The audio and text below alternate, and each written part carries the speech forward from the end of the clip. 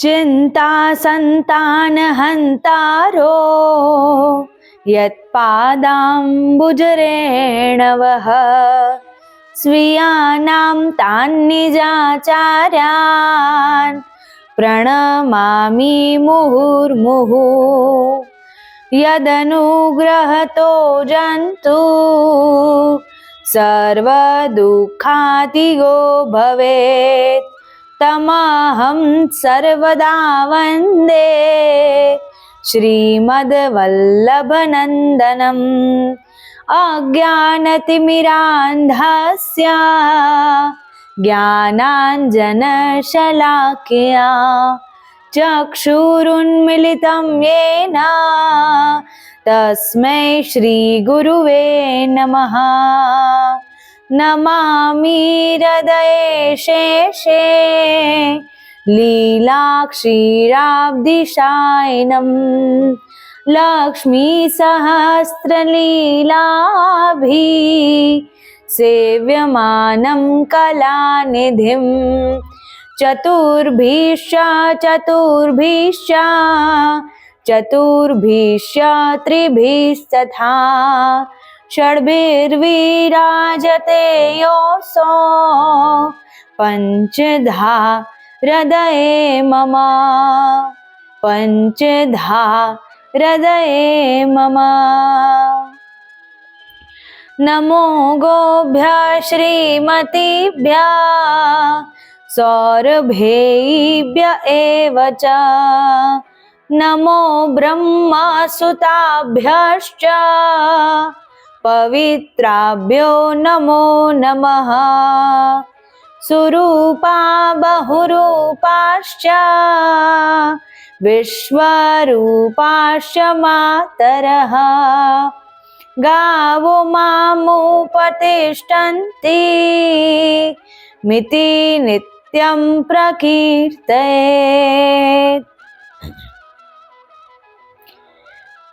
बोल श्री गिरिराज धरण की जय, श्री कामधेनु मात की जय, अपने अपने गुरुदेव की जय। सर्वदेवमयी, सर्वतीर्थमयी, सर्वलोक हितेशिणी, सर्व पाप नाशिनी, सर्व रोग नाशिनी, सर्व संकट हारिणी, सर्व ऋषिमयी, मुक्तिदायिनी गौमाता की जय। श्री गिरिराज धरण की जय, गोवर्धन नाथ की जय। ગૌમાતાના શ્રી અંગમાં બિરાજમાન થઈને 33 કોટી દેવતાઓ સદૈવ આ સમસ્ત સંસારને આશીર્વાદ આપવાની શક્તિને પામે છે। તેમના ચરણોમાં સાષ્ટાંગ દંડવત પ્રણામ કરી જે નંદી બાબાના શ્રી ચરણોમાં 68 કોટી તીર્થ સદૈવ બિરાજમાન છે એ નંદી બાબાના શ્રી ચરણોમાં તથા સમસ્ત 68 કોટી તીર્થોમાં નમન કરીએ, વંદન કરીએ। આજે જયા એકાદશી છે। એ એકાદશીનું વ્રત શું હોય છે, એકાદશી વ્રત ધારણ કઈ પ્રકારે કરવું, અને જે પણ મનુષ્ય, જે પણ વ્યક્તિ એકાદશીનું વ્રત ધારણ કરે છે તેને કેવા પ્રકારના પુણ્ય પ્રાપ્ત થાય છે તેનું વર્ણન ભગવાન શ્રી કૃષ્ણ ધર્મરાજ યુધિષ્ઠિરને કરી રહ્યા છે। ધર્મરાજ યુધિષ્ઠિર પ્રશ્ન પૂછતા કહે છે, હે પ્રભુ, આ માઘ માસમાં આવનારી એકાદશીને કઈ એકાદશી કહેવામાં આવે છે, અને આ એકાદશીનું વ્રત શું હોય છે, અને આ એકાદશીની વ્રત કથાને પણ આપ અમને કૃપા કરીને જણાવો। ત્યારે ભગવાન શ્રી કૃષ્ણ આ એકાદશી વ્રતની મહાત્મ્યતા બતાવતા કહે છે કે હે ધર્મરાજ યુધિષ્ઠિર, આ જયા એકાદશીનું વ્રત એ સૌથી સર્વશ્રેષ્ઠ વ્રત ગણવામાં આવે છે, કેમ કે આ દિવસે જે પણ મનુષ્ય આ વ્રતને ધારણ કરે છે એ મનુષ્યના દરેક જન્મોના પાપોનો નાશ થાય છે અને બ્રહ્મ હત્યાદિ જેવા ઘોર પાપોનો પણ નાશ થાય છે અને આવા અપરાધોથી મનુષ્યને મુક્તિ મળે છે। બ્રહ્મ હત્યા જેનું પ્રાયશ્ચિત કદાચિત આપણને પુરાણોમાં પ્રાપ્ત થાય છે, જે બહુ ઘોર પાપ છે, ઘોર અપરાધ છે, જેનું પ્રાયશ્ચિત કદાચિત આપણે જાણી જોઈને કરી હોય, એ અપરાધ આપણાથી જાણી જોઈને થયું હોય તો કદાચિત પ્રાયશ્ચિત નથી, પરંતુ અજાણતા થયેલા અપરાધોનું પ્રાયશ્ચિત આપણા પુરાણોમાં બતાવ્યું છે. અજાણતા આપણાથી કોઈ અપરાધ થઈ જાય અને એ અપરાધનો જ્યારે આપણને અનુભૂતિ થઈ જાય કે આ મેં અપરાધ કર્યો છે, ત્યારે આપણને તેનું પ્રાયશ્ચિત પણ પ્રાપ્ત થઈ જાય છે. અને જ્યારે પ્રાયશ્ચિત માટે આપણે મહેનત કરીએ છીએ, એ પ્રાયશ્ચિતની અનુભૂતિ કરીએ છીએ, ત્યારે આપણને એવી અનુભૂતિ પણ થાય છે અને એવા અપરાધોનો નાશ પણ થઈ જાય છે. ઘણીવાર આપણે પણ લૌકિક સંસારમાં જ્યારે જીવન જીવતા હોઈએ, આપણી આસપાસ આપણે જ કોઈનું ખોટું કરી રહ્યા છીએ, આપણા કારણે કોઈના જીવનમાં દુઃખ પ્રગટ કરી રહ્યા છીએ, આપણા કારણે કોઈ પોતાના જીવનમાં રુદન પ્રગટ કરી રહ્યું છે, એ આપણને જાણ હોતી નથી. કેમ કે આપણે આપણી વાણીમાં, આપણા વ્યવહારમાં, આપણા સ્વભાવમાં એટલા મદમસ્ત હોઈએ છીએ કે આપણને એ વાતની ભાન નથી, આપણે એટલા સભાન નથી કે આપણા વાણીના કારણે, આપણા વ્યવહારના કારણે, આપણા સ્વભાવના કારણે કોઈ રુદન પ્રગટ કરી રહ્યું છે. આપણા વિચારના કારણે, કોઈની સંમતિ ન લેવાના વિચાર, હું છું, એકલો જ છું, હું છું, એકલો જ પર્યાપ્ત છું, મારા વિચાર, મારી વાણી, જ્યારે મનુષ્ય મારું મારું મારું કરતો રહે છે, ત્યારે મનુષ્ય પાસે જેટલું હોય એટલું પણ ચાલ્યું જાય છે.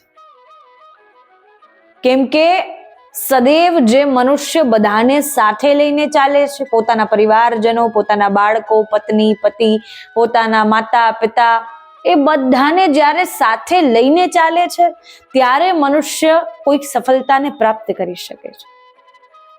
પરંતુ જો મનુષ્ય બધાને છોડીને જ્યારે એકલો ભાગવાનો પ્રયાસ કરે છે, એ મનુષ્ય ક્યારે રસ્તામાં ગોથા આવે અને માર્ગ પર પડી જાય છે, ત્યારે મનુષ્યને ભાન રહેતી નથી. એટલા માટે મનુષ્યને સભાન હોવા માટે ભક્તિ કરવી આવશ્યક છે. કેમ કે ભક્તિથી આપણને આધ્યાત્મિકતા પ્રાપ્ત થાય છે અને આધ્યાત્મિક જીવન આપણું સંપૂર્ણ જીવન જીવવાનો પ્રકાર બદલી નાખે છે. આપણા માતા પિતા, પત્ની, બાળકો, ધર્મના આપણા માતા પિતા અર્થાત સાસુ સસરા, બધાને પ્રસન્ન કરવાનો વિચાર, બધાની પ્રસન્નતામાં પોતાની પ્રસન્નતા શોધવાનો વિચાર જ એ ઘરને જોડીને રાખે છે. તો એટલા માટે કે જ્યારે આપણાથી એવા અપરાધો થઈ રહ્યા છે, સંસારી જીવનમાં પણ આપણે એ અપરાધને જાણી રહ્યા છીએ કે મારાથી આ અપરાધ થયો છે, મનમાં તો મનમાં એ અપરાધની ક્ષમા માંગીને એ અપરાધનું પ્રાયશ્ચિત કરી લેવું જોઈએ. નહીતર કોઈને ન કહેવા વાળો વ્યક્તિ ક્યારે ભગવાનને પુકાર લગાવે છે અને ભગવાન ક્યારે એની પુકારને સાંભળી લે છે, ક્યારે તેના પુકાર પર દોડતા આવે છે ને, તે આપણને જાણ હોતી નથી. એટલા માટે કોઈ બહુ શાંત છે, બહુ ચૂપ છે, તેનો ફાયદો ન ઉઠાવો. આપણે સાથે મળીને આગળ વધવાનું છે, સાથે મળીને સફળતા પ્રાપ્ત કરવાની છે. ઘણીવાર કોઈ બીજાનું કોઈ પણ કાર્ય ચાલતું હોય, તેમાં પણ પોતાના કાર્યને વચ્ચે લાવીને, પોતાના કાર્યને આપણે પ્રારંભ કરી દઈએ. બીજાનું જે કાર્ય ચાલુ છે, બીજાનું કાર્ય પ્રારંભ છે, તેમાં આપણે રંગમાં ભંગ પાડી દઈએ અને આપણને જાણ હોતી નથી કે પહેલા વ્યક્તિની ક્યારે પ્રસન્નતા આપણે દુઃખમાં પરિવર્તિત કરી દીધી. એવી જ એક કથા આજે જયા એકાદશીની વ્રત કથા ભગવાન શ્રી કૃષ્ણ શ્રવણ કરાવવા જઈ રહ્યા છે, જે આપ સૌ ધ્યાન દઈને સાંભળો. અને ભગવાન શ્રી કૃષ્ણે જે પ્રકારે ધર્મરાજ યુધિષ્ઠિરની જિજ્ઞાસાને જોઈને શ્રવણ કરાવી છે, એવી જ આજે પ્રભુની કૃપાથી, પ્રભુની પ્રેરણાથી આપની જિજ્ઞાસા જોઈને આજે કથા પ્રગટ કરવા જઈ રહી છે. કે એક વખત ભગવાન જ્યારે બધા પર કૃપા કરી દે છે, એકવાર જ્યારે કૃપા કરે છે, ત્યારે એ એક કૃપા આપણને સઘળું પ્રાપ્ત કરાવનારી બની જાય છે. પરંતુ જ્યારે આપણા કોઈક કર્મોથી આપણને એક શ્રાપ મળી જાય છે, આપણને એક કોઈ પણ દુઃખદ વાત અથવા વાક્ય મળી જાય છે ત્યારે એ આપણું જીવન પરિવર્તિત કરનારું પણ બની જાય છે. આપણું સુખદ જીવન દુઃખદ જીવનમાં પણ પરિવર્તિત કરી નાખે છે. એવી જ આજે એક કથા વર્ણિત છે, પુરાણોમાં વર્ણિત છે કે એક સમયે દેવરાજ ઇન્દ્રની સભામાં ગાયન ચાલી રહ્યું હતું. ગંધર્વોની ઉપસ્થિતિ હતી.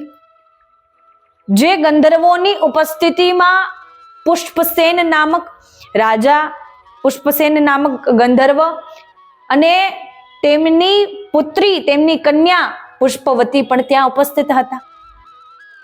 પુષ્પદંત રાજા અને પુષ્પવતી કન્યા ઉપસ્થિત હતા. અને તેમાં જ ગંધર્વોમાં એક ચિત્રસેન નામક ગંધર્વ, તેમની પત્ની માલિની અને તેમના 2 પુત્ર પુષ્પવાન અને માલ્યવાન પણ ત્યાં ઉપસ્થિત હતા. ગાયન સભા ચાલી રહી છે, બધા સંગીત ગાયન કરી રહ્યા છે, બધાને આનંદ આવી રહ્યો છે. દેવરાજ ઇન્દ્ર પણ ખૂબ પ્રસન્નતામાં છે અને સુરનો આનંદ લઈ રહ્યા છે. અને એટલામાં જ એ પુષ્પવતીનું ધ્યાન માલ્યવાન તરફ જાય છે. એ પુષ્પવતી માલ્યવાન તરફ જુએ છે અને જ્યારે પુષ્પવતી તરફ જુએ છે ત્યારે એ ગાયન ક્યારે સામાજિક ગાયન હોય છે, એ સામાજિક ગાયન ક્યારે પોતાનું વ્યક્તિગત ગાયન બદલાઈ જાય છે એ જાણ રહેતી નથી. કે બધાને પ્રસન્ન કરવા માટે, દેવરાજ ઇન્દ્રની સભામાં દેવરાજ ઇન્દ્રને પ્રસન્ન કરવા માટે ગાયન ચાલી રહ્યું હોય અને તેમાં એ માલ્યવાન ક્યારે પુષ્પવતીને પ્રસન્ન કરવા માટે ગાયન પ્રારંભ કરી દે છે તેની જાણ માલ્યવાનને પણ રહેતી નથી. અને એમાં બધાના રંગમાં ધીરે ધીરે ભંગ પડતો જાય છે. બધા ત્યાં બિરાજમાન છે, રાજા મહારાજાઓ બધા ત્યાં બિરાજમાન છે, અન્ય દેવતાઓ ત્યાં બિરાજમાન છે. જ્યારે સંગીતની સભા ચાલી રહી હોય અને તેમાં રંગમાં ભંગ પડી જાય તો આપ વિચાર કરી શકો છો કે કઈ પ્રકારે આપણને એ દુઃખ પ્રાપ્ત થાય છે. એટલા માટે હવે ત્યાં બધા પ્રસન્નતામાં હોય અને ત્યાં એ પ્રસન્નતા ક્યારે મૂંઝવણમાં પરિવર્તિત થઈ જાય તેનો જાણ રહેતી નથી. દેવરાજ ઇન્દ્ર 1 વાર વિચારે, 2 વાર વિચારે, 3જી વારમાં તો એમને પણ ક્રોધ આવી જાય છે. અરે, મારી સભામાં બેસીને મને પ્રસન્ન કરવાનું ગાયન કરવાના બદલે આ કોને પ્રસન્ન, કઈ સ્ત્રીને પ્રસન્ન કરવા માટે આ ગાયન કરી રહ્યો છે? અને ત્યારે તેમને જાણ થાય છે કે માલ્યવાન સંગીત ગાયન કરી રહ્યો છે તો પુષ્પવતીને પ્રસન્ન કરવા માટે. કેમ કે પુષ્પવતીએ જ્યારે માલ્યવાનને જોયા ત્યારે તેમને જોતામાં જ તેમના રૂપમાં એટલી મોહિત થઈ ગઈ કે ક્યારે બંને પરસ્પર એકબીજાને પ્રસન્ન કરવા માટે ગાયન પ્રારંભ કરી દીધું એ પણ આપણને જાણ રહી નહીં, તેમને પણ જાણ રહી નહીં. તો એટલા માટે હવે ધીરે ધીરે ગાયન આગળ વધી રહ્યું છે. એને જ્યારે એ ગાયનની પ્રસ્તુતિ કરી રહ્યા હોય છે ત્યારે દેવરાજ ઇન્દ્રએ તેમને મધ્યમાં જ થોબાડી દીધા, તેમના જ રોકી દીધા અને તેમને શ્રાપ આપી દીધો કે આપ બંનેએ અમારા દેવતાઓનું આનંદ ભંગ કર્યો છે, પ્રસન્નતા ભંગ કરી છે, આ સમસ્ત સભાનો જેટલો પણ આનંદ છે તે ભંગ કર્યો છે. એટલા માટે આપને હું શ્રાપ દઉં છું કે આપ નર્ક લોકમાં પિશાચ તરીકે પ્રગટ થશો અને ત્યાં આપ એ પિશાચની યોનિમાં ભોગ ભોગવશો. આવો શ્રાપ આપી દીધો. અને આ શ્રાપને સાંભળીને માલ્યવાન અને પુષ્પવતી બંને ભાનમાં આવ્યા, સભાન થયા અને મનમાં વિચાર કરવા લાગ્યા, અરે અમે એવું શું પાપ કરી દીધું? શું પ્રેમ કરવું કોઈ ખોટું છે? શું એક જ દ્રષ્ટિમાં, એક જ નજરમાં કોઈને પસંદ કરી લેવું, કોઈ પોતાનું પ્રિય બની જાય એ ખોટું છે? પરંતુ દેવરાજ ઇન્દ્રનો સમજાવવાનો પ્રકાર એ હતો કે જ્યારે જે સમયે જે સારું લાગતું હોય એ જ સારું લાગે. આજના આપણે પતિ પત્નીને પણ જોઈએ છે, માતા પિતા સમક્ષ કયા કૃત્ય કરવા જોઈએ અને કયા કૃત્ય ન કરવા જોઈએ તેની અમુક લોકોને ભાન રહી નથી. માતા પિતા પણ શું કરી શકે? માતા પિતા કંઈ ના પાડે તો તેમને જૂના વિચારધારા વાળા, તેમને જૂની સોચ વાળા કહીને તેમને જુદા કરી દેવામાં આવે છે. માતા પિતાને વિચાર આવે કે ચલો અમારા બાળકો પ્રસન્ન તો છે, અમારા બાળકો રાજી તો છે, કે અમારા બાળકો અમને પોતાની સાથે તો રાખે છે. માતા પિતા એટલો આભાર પ્રગટ કરતા થાકતા નથી. તેમની દ્રષ્ટિમાં આપણને તેવી મૂંઝવણ પણ દેખાય છે, પરંતુ આજના યુવા પતિ પત્નીઓને એ દેખાતું નથી જે માતા પિતાને દેખાય છે. કે પતિ પત્ની જે આજના નવા પતિ પત્ની બન્યા હોય તેમને પણ એ વાતની કાળજી રાખવી જોઈએ કે પોતાના માતા પિતા સમક્ષ, પોતાના ધર્મના માતા પિતા અર્થાત સાસુ સસરા સમક્ષ કેવો વ્યવહાર કરવો જોઈએ, પોતાને અંદરો અંદર પણ કેવો વ્યવહાર કરવો જોઈએ, પોતાને વાતચીત પણ કઈ પ્રકારે કરવી જોઈએ તેનું ધ્યાન રાખવું જોઈએ. એ આપણાથી વડીલ છે, તેમની સમક્ષ કેવી રીતે વર્તન કરવું જોઈએ તેમની પણ કાળજી રાખવી જોઈએ. અને જે કાળજી માલ્યવાન અને પુષ્પવતી ચૂકી ગયા હતા કે વડીલો સમક્ષ, દેવતાઓ સમક્ષ, પોતાનાથી અગ્રજો સમક્ષ કેવી કાળજી રાખવી જોઈએ, પોતાનાથી મોટા છે, પોતાનાથી વડીલ છે તેમની સમક્ષ કઈ રીતે વર્તન કરવું જોઈએ તે ચૂકી ગયા, એટલા માટે તેમને આ શ્રાપ પ્રાપ્ત થયો. હવે જેવો શ્રાપ મળ્યો તેવો માલ્યવાન અને પુષ્પવતીને પિશાચની યોની પ્રાપ્ત થઈ અને નર્કલોકમાં ભટકતા રહ્યા. અને ત્યાં ભટકતા ભટકતા એક વૃક્ષ પર જઈને બેસી ગયા. વૃક્ષ પર જ્યારે જઈને બેસી ગયા, ભોજન શોધી રહ્યા છે, કડકડતી ઠંડી છે અને જ્યારે ભોજન શોધી રહ્યા છે એમને કોઈ ભોજન મળતું નથી. અને જ્યારે પિશાચની યોનીમાં હોય તો એમને મનમાં વિચાર આવે છે, એ મનમાં વિચાર કરે છે અને પોતે સંવાદ કરે છે, વાતચીત કરે છે કે અરે આપણાથી એવું શું પાપ થઈ ગયું હશે કે અમને આ પિશાચની યોની પ્રાપ્ત થઈ છે, કે અમારા પર એવી કૃપા થાય, અમને કોઈ એવા સંતના દર્શન થઈ જાય, અમને કોઈ એવા સાધુના દર્શન થઈ જાય કે જે અમને આ શ્રાપમાંથી મુક્ત કરાવી શકે. કેટલા દિવસો સુધી એ યોનીમાં ભટકતા રહ્યા અને જ્યારે નર્કલોકના દ્વાર સુધી પહોંચ્યા ત્યારે નર્કલોકના દ્વાર પાસેથી એક સંત ત્યાં બહારથી સ્વર્ગલોકના દ્વાર પાસે જઈ રહ્યા હતા. હવે કેમ કે મધ્યમાં જ્યારે નર્કલોક પડે છે તો નર્કલોકના દર્શન બહારથી થવાય તો સ્વાભાવિક છે. તો ત્યારે તે સંત જ્યારે નર્કલોકથી બહાર જઈ રહ્યા હતા તેમને જ્યારે એ પિશાચોની વેદના શ્રવણ કરી, એ પિશાચોની જે વેદના હતી તેને સાંભળી અને ત્યારબાદ એ સંતને પણ પિશાચ પર દયા આવે છે કે પિશાચ યોનીમાં છે અવશ્ય, પરંતુ તેમનો કોઈ અપરાધ એટલો નથી જેટલી એ યાતનાઓ ભોગવી રહ્યા છે. સંતને એવો વિચાર આવે છે અને સંતની ક્ષમા માંગી અને સંત આપણને મદદ કરે તેવી વિચારધારાથી એ બંને પતિ પત્ની તેમને બોલાવવા લાગી. કેમ કે હવે શ્રાપ મળી ગયો છે, પિશાચ બની ગયા છે, તેમના વિવાહ હવે થઈ જ ગયા છે, એટલા માટે હવે પતિ પત્ની બની ગયા છે. તો હવે એટલા માટે સંત તેમની મદદ કરે, સંત તેમને કોઈ ઉપાય બતાવે, તેના માટે તેને સંતને પુકાર લગાવી કે હે સંત મહારાજ, અમારા પર કૃપા કરો, આપ અમને છોડીને ન જાઓ. કેટલા દિવ્યાત્મા, કેટલા દૈવી જીવો અહીંથી પસાર થઈને સ્વર્ગમાં ચાલ્યા ગયા છે, પરંતુ આપ અમને છોડીને ન જાઓ, અમને કોઈ એવો ઉપાય બતાવો, અમને કોઈ એવું સાધન બતાવો જેને પ્રાપ્ત કરીને અમે આ પિશાચીઓથી મુક્ત થઈએ અને સુંદર પતિ પત્ની બનીને સંસારી જીવન જીવી શકીએ. અમારા પર કૃપા કરો. ત્યારે સંત એમને એક ઉપાય બતાવતા કહે છે.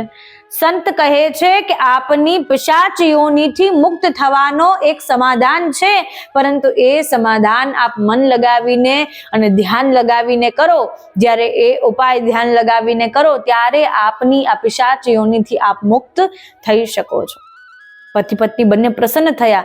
આપ અમને કહો, આપ જે કહેશો એ કરવા તૈયાર છીએ. આ પિશાચ યોનિથી વધારે યાતનાઓ શું હોઈ શકે, વધારે દુઃખ શું હોઈ શકે, આપ કહેશો એ કરવા તૈયાર છીએ, પરંતુ અમને જણાવો. ત્યારે સંત કહે છે કે આવતી એકાદશી એ જયા એકાદશી છે. બ્રહ્મ હત્યા આદિ જેવા ઘોર અપરાધ, ઘોર પાપોનો પણ નાશ કરનારી છે, તે પાપોનો પણ પ્રાયશ્ચિત કરનારી છે. તો આપનું આ પાપ તો કંઈ મોટું નથી. આપે તો એકબીજાને પ્રેમ કર્યો છે, આપે તો એકબીજાને પસંદ કરો છો, એકબીજાથી વિવાહ થયા છે. માત્ર વાંક એટલો છે કે ક્યાં એકબીજાને પ્રેમ ભરી દ્રષ્ટિથી જોવું અને ક્યાં ન જોવું તે ઉચિત સમય અને ઉચિત સ્થાન આપે નિશ્ચિત કરેલું ન હતું.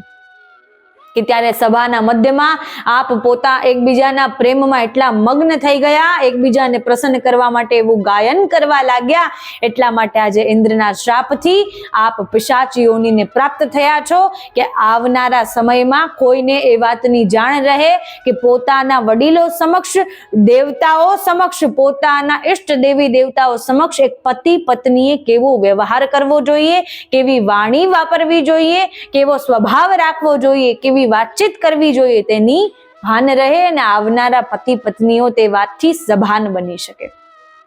એટલા માટે આપને આ પિશાચીઓની પ્રાપ્ત થઈ છે. અને આવનારી જયા એકાદશીનો યદિ આપ વ્રત ધારણ કરો છો, વ્રત ઉપવાસ કરો છો, ભગવાન વિષ્ણુની પૂજા કરો છો, ભગવાન નારાયણને પ્રસન્ન કરવાનો પ્રયાસ કરો છો, તો ભગવાન નારાયણ આપની ઈચ્છાને અવશ્ય શ્રવણ કરશે. અને ત્યારબાદ આપ એ જયા એકાદશીનું જાગરણ કરો છો અને ત્યારબાદ 12ના દિવસે એ વ્રતનું પારણ કરીને ભગવાનને એ વ્રતનું ફલ અર્પણ કરી દો છો, ત્યારે પ્રભુ આપ પર અવશ્ય કૃપા કરશે અને ત્યારથી આપની યોની પિશાચ યોનીમાંથી ગંધર્વ યોનીમાં આપ પુનઃ પ્રસ્થાન કરી શકો છો. આટલું કહીએ સંત તો સ્વર્ગલોકમાં ચાલ્યા ગયા અને અહીંયા હવે જયા એકાદશીનો પ્રતીક્ષા કરી રહ્યા છે.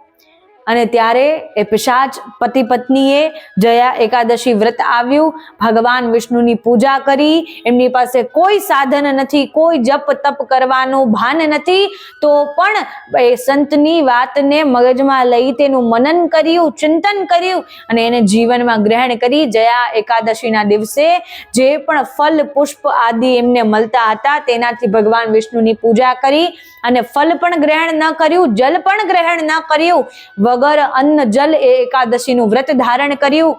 શીતકાળ છે, શીતકાળના મારે એમને ઠંડી લાગી રહી છે અને એમને નીંદ પણ, ઊંઘ પણ આવતી નથી, એમનું જાગરણ પણ થઈ ગયું. અને ત્યારબાદ 12ના દિવસે જ્યારે વ્રતનું પારણ કરતા પ્રભુને ધરેલા એ ફલ જ્યારે પોતે લઈને ગ્રહણ કરે છે, એ ફલ ગ્રહણ કરતામાં જ જાણે ભગવાન વિષ્ણુનો સાક્ષાત રૂપે તેમને આશીર્વાદ પ્રાપ્ત થાય છે અને એ પતિ પત્ની પિશાચ યોનીમાંથી ફરી પુનઃ ગંધર્વ યોનીને પ્રાપ્ત કરે છે.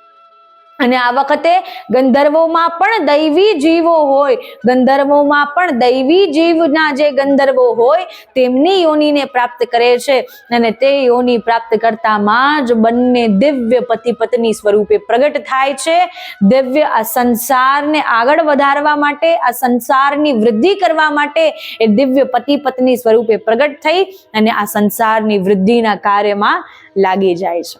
અને બંને પતિ પત્ની હવે ભગવાનની ભક્તિ કરીને પોતાનું આ સંસારી જીવન વ્યતીત કરવા માંગે છે. ક્યાં પિશાચ યોનીમાં હતા, ક્યાં વિચાર કરતા હતા કે અમારે તો સંસારી સુખ ભોગવવું છે, અને ક્યાં જ્યારે દૈવી જીવ સ્વરૂપે પ્રગટ થયા અને ત્યારે ભગવાનની ભક્તિ કરવામાં લાગી જાય છે. અને ત્યારે ભગવાનની ભક્તિ કરવામાં લાગી જાય છે અને ભગવાનની ભક્તિ કરીને જ પોતાનું જીવન યાપન પ્રારંભ કરી દે છે. તો હે ધર્મરાજ યુધિષ્ઠિર, આ જ પ્રકારે જે પ્રકારે ગંધર્વ પતિ પત્નીને પોતાનું ઈચ્છા અનુસાર પરિણામ પ્રાપ્ત થયું, એ જ પ્રકારે યદિ આ જયા એકાદશીને પતિ પત્ની બંને મળીને ઠાકોરજીની સેવા પૂજા કરે છે, જે પણ મનુષ્ય પોતાના ઈષ્ટ દેવી દેવતાની સેવા કરે છે, આ વ્રતને ધારણ કરે છે અને આ દિવસે યદિ જાગરણ કરી શકે તો ઉત્તમોત્તમ છે. અને એ પતિ પત્નીને પોતાના ગૃહસ્થ જીવનમાં અતિ પ્રસન્નતા, સુખ અને આનંદની પ્રાપ્તિ થઈ જાય છે. ધર્મરાજ યુધિષ્ઠિર આ કથાને શ્રવણ કરીને અતિ પ્રસન્ન થયા, અતિ આનંદમાં આવી ગયા. અને એવા તો કેટલાય ઉદાહરણો છે કે જેનાથી આપણને જાણ થાય છે કે દૈવી જીવો યદિ હોય તો એ ભગવાનની ભક્તિ કરીને પોતાનું દૈવી જીવન, પોતાની દૈવી જીવની યોની એ પુનઃ પ્રાપ્ત કરી શકે છે. પરંતુ ઘણીવાર એવું પણ બને કે આપણને ભક્તિની શક્તિ એટલી પ્રાપ્ત થઈ જાય કે આપણો કાલ પણ આપણા સમક્ષ ઊભો હોય તો આપણા કાલને પણ આપણે પુનઃ પ્રસ્થાન કરાવી શકીએ છીએ, તેને ત્યાંથી પાછો મોકલી શકીએ છીએ, તેવું દર્શાવતી પ્રાચીન સમયની એક કથા કે જેનાથી આપણને જાણ થાય કે ગૌમાતા અને ઠાકોરજીની સેવા કરવા માત્રથી, ભાવથી સેવા કરવા માત્રથી યમરાજ પણ પાછા ફરી જાય છે. આપણા મનમાં વિચાર આવે કે યમરાજ જ્યારે આપણને લેવા આવે છે, યમદૂતો જ્યારે આપણને લેવા આવે છે, એ કઈ રીતે પાછા ફરી શકે છે? ગૌ સેવાની જ્યારે શક્તિ હોય છે, ભગવાનની જ્યારે ભક્તિ હોય છે, તો એ ભક્તિ અને શક્તિ આપણા શરીરમાં તેવું સત્વગુણ પ્રગટ કરી દે છે, તેવી સાત્વિક બુદ્ધિ પ્રગટ કરી દે છે કે યમરાજને પણ સમજાવીને પાછા મોકલવાની શક્તિ આપણને પ્રદાન થઈ જાય છે. કે એવા અનેક ઉદાહરણ આપણા સમક્ષ છે, કે એવી અનેક કથાઓ આપણા સમક્ષ છે કે ભગવાનની ભક્તિ કરીને બ્રહ્મ હત્યાદિ જેવા પાપોથી પણ છુટકારો મળે છે અને આપણા જીવનમાં આપણા કાળને પણ આપણે પાછો વાળવાની શક્તિ પ્રાપ્ત કરી શકીએ છીએ. કે ભગવાન એટલા કૃપાળુ છે અને ભગવાન એટલા દયાળુ પણ છે કે જ્યારે જ્યારે આપણા જીવનમાં એવી કૃપા આપણને પ્રાપ્ત થાય છે, એવી અદ્રશ્ય કૃપા કે આપણને મનમાં વિચાર આવે હું તો કોઈ એક્સ્ટ્રા ભક્તિ કરતો નથી, કોઈ નામ જપ કરી શકતો નથી, કોઈ પાઠ પૂજા ઇત્યાદિ કરી શકતો નથી, તો પણ પ્રભુ મારા પર એટલા પ્રસન્ન કઈ પ્રકારે થાય છે? આપણા મનમાં એવો વિચાર આવે. એવો જ વિચાર નાનપણમાં એક ગોવાળના મનમાં આવતો હતો. એક ગોવાળ કે જે નાનપણથી જ ગૌ માતાની સેવા કરતો હતો, ગોવાળ પરિવારમાં જન્મ થયો હતો. તો હવે ગોવાળીઓ જેને કહેવાય કે જે ગૌદોહન કરે, ગાયોનું દૂધ હોય એ વેચવા જાય, તેમાંથી પૈસા મળે, ધન મળે, અર્થ મળે, તેનાથી પોતાનું જીવન યાપન કરે. અને ગાયોને સવારે સાંજે જ્યારે જ્યારે પણ સમય હોય, ગાયોનો જે સમય બાંધેલો રાખ્યો હોય એ સમયે ગૌદોહન કરે.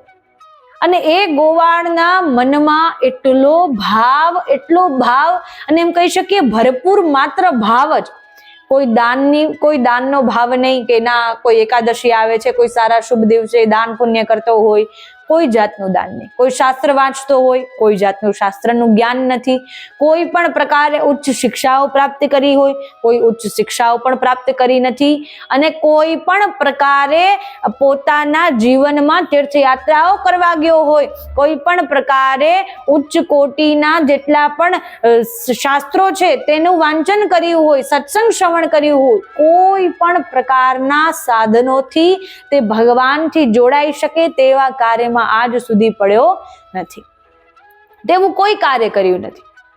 માત્ર પોતાના જીવનમાં કર્યું છે તો ઠાકરની ભક્તિ અને ઠાકરને જે પ્રિય છે એ ગૌમાતાની શક્તિ તેનામાં છે, કે ગૌમાતાની સેવાની શક્તિ તેની પાસે છે, અને ગૌમાતાની સેવાની શક્તિ સાથે સાથે ઠાકોરજીની ભક્તિ પણ તેની સાથે છે. ઠાકોરજીની ભક્તિમાં પણ એ કંઈ જાણતો ન હતો.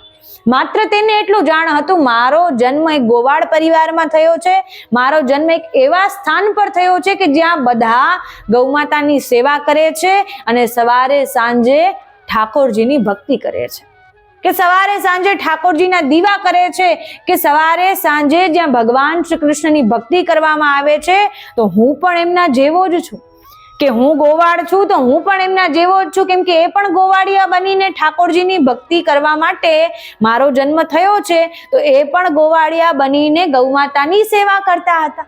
તેના મનમાં એવો ભાવ છે.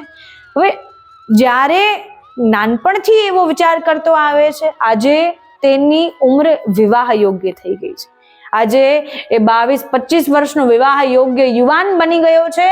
નાનપણથી તેના મગજમાં સંસ્કારોનું બીજ એ ગૌસેવા દ્વારા અને ઠાકોરજીની ભક્તિ દ્વારા રોપણ કરવામાં આવ્યું હતું. અને જ્યારે એ ગોવાળ જ્યારે પણ પોતાના જીવનમાં ભગવાન શ્રી કૃષ્ણની ભક્તિ કરતો હતો, જ્યારે પણ ગૌ માતાની સેવા કરે, જ્યારે સવારે સાંજે ગૌદોહન કરવા બેસે, મનમાં એવો જ ભાવ કે હું તો માધવનો ભક્ત છું. એટલા માટે ઠાકોરજીનો એટલો ભક્ત જોઈને ગૈયા મૈયાઓની એવી સેવા કરતો. એકલો દીકરો નાનપણથી ગૌ માતાની સેવા કરતો હોય, એકલો આગળ ચાલતો હોય અને 50, 100, 500, 1000 ગૌ માતા એના પાછળ ચાલતી હોય, તો એ શું કોઈ કૃષ્ણથી ઓછો લાગે ખરું? અને ગામવાસીઓએ તેનું નામ પણ માધવ જ રાખી દીધું હતું, કેમ કે નાનપણથી તેના માતા પિતા કોઈ હતું નહીં. આડોશ પાડોશમાં જેમ નાનપણથી ઉછરીને મોટો થયો હોય એ પ્રકારે એનું જીવન હતું. અને તેના મનમાં સદૈવ એવો જ ભાવ હતો કે મારે કૃષ્ણની ભક્તિ કરવી છે. હવે કૃષ્ણની સેવા મને મળી ગઈ છે. કૃષ્ણ ભગવાન જ્યાં સુધી આ ધરતી પર હતા, ગૌ માતાની સેવા કરી, હવે જ્યારે ગોલોકમાં બિરાજમાન છે, તો એમની સેવા મને મળી ગઈ છે. કે એમની જવાબદારી મારા પર છે કે જ્યાં સુધી એમને ગોવાળ બનીને સેવા કરી એ તો ઠીક છે, પછી દ્વારિકાધીશ બન્યા, પછી રણછોડ બન્યા, એ બધું તો ઠીક છે, પરંતુ એમને ગૌ સેવા કરી અને તરત જ એ ગૌ સેવાની જવાબદારી, એ ગૌ સેવાનું કર્તવ્ય મારા પર સોંપી દીધું છે અને આ બધી ગૌ માતાઓની જવાબદારી એ મારી જવાબદારી છે. તેવો ભાવ હતો, તેનામાં તેવો ભાવ હતો. અડોશ પડોશમાં બધા લોકો એને કહેતા કે માધવ હવે તો તું લગ્ન કરી લે, અરે ઓ માધવ હવે તો તું વિવાહ કરી લે. પરંતુ માધવના મનમાં એવો ભાવ કે પત્ની જોઈએ છે તો એવી જોઈએ છે કે જે આવીને ગૌ માતાની સેવા કરવામાં મને મદદ કરે, કે ગૌ માતાની સેવક હોય, ઠાકોરજીની ભક્ત હોય, મારે એવી પત્ની જોઈએ છે. ત્યાં સુધી હું પ્રતીક્ષા કરીશ અને મને ગૌ માતા અને ઠાકોરજી પર પૂરો વિશ્વાસ છે કે મારા જીવનમાં એવી પત્ની અવશ્ય આવશે. તો એક સમયે માધવને એવો રોગ લાગી ગયો ગામવાસીઓમાં, અને એ ગામમાં એવો રોગ ફેલાણો કે ધીરે ધીરે એ ગામમાં બધાની મૃત્યુ થવા લાગી. જેમ હમણાં આપણે કોરોના આવ્યો હતો એ પ્રકારે રોગ 50-100 વર્ષોમાં નવા આવ્યા કરે છે. વચ્ચે સ્વાઇન ફ્લૂ થઈ જતું હતું બધાને, તે પહેલા કોઈ એવો તાવ આવી ગયો હતો કે એવું કંઈક હતું. તો એટલા માટે 50-100 વર્ષોમાં નવા રોગ આવે છે. એ સમયે એ ગામમાં પણ એવો જ રોગ આવ્યો હતો. હવે એ રોગના કારણે એ માધવની મૃત્યુ થઈ જાય છે. માધવ મનમાં પત્નીના વિચાર કરતો રહે છે કે ગૌ માતા ઠાકોરજીની કૃપાથી મને પત્ની પ્રાપ્ત થાય, ગૌ માતા અને ઠાકોરજીની કૃપાથી જ મને સાક્ષાત માધવની પ્રાપ્તિ થઈ જાય, સાક્ષાત નંદ કિશોરની પ્રાપ્તિ થઈ જાય. એવા વિચારધારામાં એ માધવની મૃત્યુ થઈ જાય છે. માધવની મૃત્યુ થઈ જાય છે અને ત્યારે યમદૂતો તેને લેવા આવે છે. હવે યમદૂતો તેને લેવા આવે છે. જ્યારે યમદૂતો લઈને એમને જતા હોય ત્યારે ગોલોકમાંથી એક પ્રકાશ પ્રગટ થાય છે અને ગોલોક ગામિની શ્રી કામધેનુ માતા ત્યાં પ્રગટ થઈ જાય છે. અને જ્યારે એ માધવની મૃત્યુ થઈ હોય ત્યાં હજારો ગૌમાતા એની પાસે હતી. એ બધી ગૌમાતાઓ તેની મૃત્યુ સમયે રડી રહી હોય છે. માધવે પોતાના જીવનમાં એવી ગૌમાતાની સેવા કરી છે. કેમ કે માત્ર એની પાસે 50-100 ગૌમાતાઓ હતી, પરંતુ આજુબાજુના ગામની જેટલા લોકોની ગૌમાતા હતી એ બધા લોકો એને સોંપીને જતા. એ વિચાર કરતા કે આ તો એકલો નવરો છે, એ તો સેવા કરી લેશે, અમારે તો એટલા કામ ધંધા છે કે અમે સેવા કરી શકતા નથી, ત્યાં સુધી અમારી ગાયોને સાચવી લે. એટલા માટે એની પાસે ગાયોની સંખ્યા અદ્ભુત પ્રકારથી હતી. અને જ્યારે માધવની મૃત્યુ થઈ, ખરેખર રુદન પ્રગટ કરવા જેવો ભાવ છે કે એ બધી ગૌમાતાઓ માધવના શબ તરફ જોઈને રડી રહી છે. ખરેખર આ શ્રવણ કરીને જે ગૌભક્ત હોય છે તેના મનમાં તેવો ભાવ પ્રગટ થઈ આવે છે કે ગૌભક્ત જ્યારે ગૌમાતાની સેવા કરે છે, ગૌમાતા માત્ર એની ઈચ્છા પૂર્ણ કરતી નથી, ગૌમાતા માત્ર એની મનોકામનાઓ પૂર્ણ કરતી નથી, ગૌમાતાથી એ ભક્ત જોડાઈ જાય છે. અને ગૌમાતા ખરેખર વાસ્તવિક રૂપમાં એ માધવને પોતાની સંતાન માનવા લાગી હતી. જાણે એમનો દીકરો વયો ગયો હોય, જાણે એમનો બાલક વયો ગયો હોય, એ રીતે ગૌમાતા રુદન પ્રગટ કરી રહી છે. ગૌમાતાઓને ક્યારેય આપણે રડતા જોયા હોય તો આપણને ખબર હોય ગૌમાતા રોવે ત્યારે ગૌભક્તના મનમાં કેવું રુદન પ્રગટ થાય છે. તો એટલા માટે જ્યારે માધવને લેવા માટે યમદૂતો આવ્યા, ગોલોકમાંથી પ્રકાશ પ્રગટ થયો અને કામધેનુ માતા સાક્ષાત રૂપે એ માધવની બચાવવા માટે, એ માધવની રક્ષા કરવા માટે પ્રગટ થયા. અને યમદૂતો અને કામધેનુ માતા વચ્ચે સંવાદ થયો. અને ત્યારે યમદૂતો કહી રહ્યા હોય કે અમારે આમને લઈ જવાનો આદેશ છે, આ જીવને લઈ જવાનો અમને આદેશ મળ્યો છે. હે કામધેનુ માતા, આપ અમને રોકી ન શકો કે આ જીવે પોતાના જીવનમાં કોઈ પણ પુણ્ય કર્યું નથી. આજ સુધી ભગવાનને એક અગરબત્તી પણ કરી નથી, ભગવાનને એક દીવો પણ કર્યો નથી, અને આજ સુધી કોઈ પણ પ્રકારના દાન, નામ, જપ, મહાદાન કોઈ પણ પ્રકારથી પુણ્ય કર્યું નથી. એટલા માટે આજે અમે એમને લઈ જઈ રહ્યા છીએ. ત્યારે કામધેનુ માતા સાક્ષાત સ્વરૂપે પ્રગટ થાય છે અને યમદૂતોને કહે છે કે હે યમદૂતો, હું આપનું સન્માન કરું છું, આપની વાતનું પણ સન્માન કરું છું, પરંતુ એમને જે પોતાના જીવનમાં પુણ્ય કર્યું છે એ પુણ્ય કદાચિત આ ગામના લોકોએ કર્યું હશે, કદાચિત જ કોઈ વ્યક્તિએ કર્યું હશે જે પુણ્ય આ 21 વર્ષના યુવાન આ માધવે કર્યું છે. એ પુણ્ય છે સાક્ષાત કામધેનુની સેવા. કામધેનુ માતા કહે છે કે કોણ કહે છે એને કોઈ પુણ્ય કર્યું નથી, કોણ કહે છે એને કોઈ દાન કર્યું નથી, કોણ કહે છે એને કોઈ તીર્થ યાત્રા કરી નથી. સાક્ષાત તીર્થ કામધેનુમાં બિરાજમાન છે. સાક્ષાત દાન, જપ, તપ, વ્રત, ઉપવાસની સેવાની મહિમા કામધેનુમાં બિરાજમાન છે. તો એ તીર્થ સમાન પુણ્ય પ્રાપ્ત થઈ જાય છે. કોણ કહે છે તેને પુણ્ય કર્યું નથી? એને મને કમાવ્યું છે. મને પોતાના જીવનમાં એને કોઈ પુણ્ય કમાવ્યું નથી. એને કોઈ પણ પ્રકારથી દાન જપ કરીને પુણ્ય કમાવેલું નથી, પરંતુ એને પોતાના જીવનમાં મને કમાઈ લીધું છે, મારી સેવાને કમાઈ લીધું છે. અને મારી સેવા અને કામધેનુ નામ જપથી વધારે મોટું કોઈ પુણ્ય હોતું નથી. કેમ કે જ્યારે જીવ કામધેનુની રૂપથી સેવા કરે છે, કામધેનુના ભાવથી સેવા કરે છે, સાક્ષાત નંદ કિશોર તેને બચાવવા માટે આવે. સાક્ષાત માધવ, સાક્ષાત ભગવાન શ્રી કૃષ્ણ તેની રક્ષા કરવા માટે કોઈ ને કોઈ સ્વરૂપે આવે છે. અને આજે સાક્ષાત કામધેનુ માતા એ માધવની રક્ષા કરવા માટે પ્રગટ થયા છે. યમદૂતો સાથે ઘણો સંવાદ ચાલ્યો, યમદૂતોએ ઘણો સમજાવવાનો પ્રયાસ કર્યો, પરંતુ કામધેનુના ઉત્તર શ્રવણ કરીને આખરે યમદૂતો પણ હારી ગયા અને એમને માધવને ત્યાં જ મૂકીને જવું પડ્યું. અને જ્યારે યમદૂતો પાછા ફર્યા ત્યારે કામધેનુ માતાએ પોતાના આશીર્વાદ પ્રદાન કર્યા, પોતાના હાથથી પોતાની કૃપા પ્રદાન કરી અને ગોલોકની સમસ્ત કૃપા પ્રદાન કર્યા બાદ એ માધવને પોતાની સાથે ગૌલોક ધામમાં પ્રવેશ આપ્યો.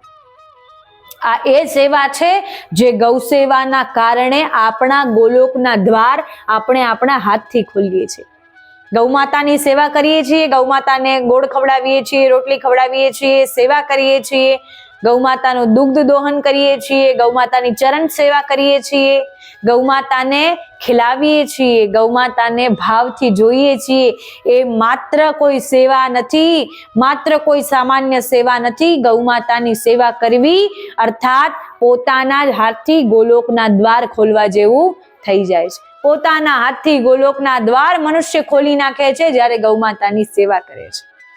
અને આ તો ખરેખર કોઈ કાલ્પનિક કથા શ્રવણ માનીને પણ આપણે શ્રવણ કરીએ ને તો આપણા મનમાં ભાવ પ્રગટ થઈ જાય કે કામધેનુના ભાવથી યદિ સેવા કરીએ તો યમદૂતો પણ પાછા ફરી જાય છે. સાક્ષાત યમલોકથી આવેલા યમદૂતો પણ પાછા ફરી જાય છે. માત્ર કામધેનુ કૃપા આપણા પર બની જવી જોઈએ. અને કામધેનુના ભક્તોના મનમાં કેવો ભાવ હોય છે કે તેના મનમાં ભાવ હોય છે સબે ગુણહીન તાકો જતન ન કોઈ, એ કામધેનુ કૃપા સે હોનો હોસો હોય કે મારામાં એવા કોઈ ગુણ નથી, કોઈ ગુણ નથી, હું સર્વ ગુણહીન છું, મારામાં કોઈ એવા ગુણ નથી અને ગુણને પ્રગટ કરવાનો પ્રયાસ પણ નથી, કોઈ જતન નથી. પરંતુ મારા મનમાં એક એવો વિશ્વાસ છે, એક એવો દ્રઢ વિશ્વાસ કે કામધેનુની કૃપા યદિ મારા પર બની ગઈ, મને કોઈ સંકટ હરાવી શકતું નથી, મને કોઈ સંઘર્ષ હરાવી શકતું નથી. મૃત્યુને પણ હું પાછી મોકલવાનો શક્તિ ધરાવું છું, મારા કાળને પણ પાછો ફરવાનો મારામાં સામર્થ્ય પ્રગટ થઈ જાય છે, મારા કાળને પાછા વાળવાની શક્તિ મારામાં પ્રગટ થઈ જાય છે. એટલા માટે ગૌ માતાની સેવાથી યમદૂતો પણ પાછા ફરી જાય છે. ગૌ સેવાથી જીવનભર કમાવેલું પુણ્ય અને એવું પુણ્ય બની જાય છે જે પુણ્ય દિવસે અને દિવસે વધતું જાય છે.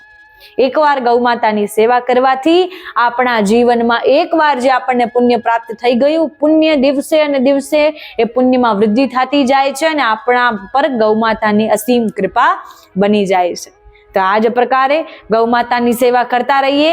જે પ્રકારે માધવને ગૌ માતાની સેવા કરીને ગોલોક ધામની પ્રાપ્તિ થઈ, એ પ્રકારે આપણે પણ ગૌ માતાની સેવા કરીએ, જેનાથી આપણે પણ આપણા ગોલોક ધામના દ્વાર આપણા હાથથી ખોલીએ અને આપણા પિતૃગણોનો પણ ઉદ્ધાર કરી શકીએ. ગૌ માતાની સેવા કરતા રહો, ગૌ માતાની કથા શ્રવણ કરાવતા રહો. જે ભક્ત ગૌ કથા શ્રવણ કરે છે, શ્રવણ કરાવે છે, તે ભક્તને અધિક સહસ્ત્ર ગણા પુણ્યોની પ્રાપ્તિ થઈ જાય છે. તો આ જ પ્રકારે ગૌ માતા અવશ્ય આપનું કલ્યાણ કરશે. ગૌ માતા ગોલોક ધામથી આપના પર કૃપા કરશે અને આપના પર આશીર્વાદ પણ પ્રદાન કરશે. બોલ શ્રી ગિરિરાજ ધરણ કી જય, શ્રી કામધેનુ માત કી જય, સુરભી માત કી જય.